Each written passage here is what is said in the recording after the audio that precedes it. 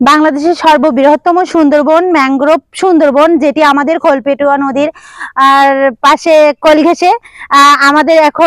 আমরা আপনাদেরকে দেখাচ্ছি প্রাকৃতিক আমাদের এই খোলপেটুয়া নদী তীরে একটা কলঘেঁষে একটা সুন্দরবন হয়েছে। সেটি হচ্ছে এটা আমাদের খোলপেটুয়া নদীতে। এখানে আছে আপনার গোলপাতা, কেওড়া, সুন্দরী,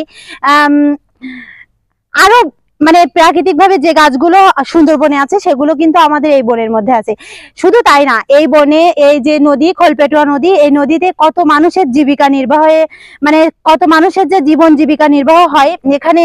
তাদের হচ্ছে এইখান থেকে মাছ ধরে, নদীতে মাছ ধরে তারা হচ্ছে জীবন জীবিকা নির্বাহ করে।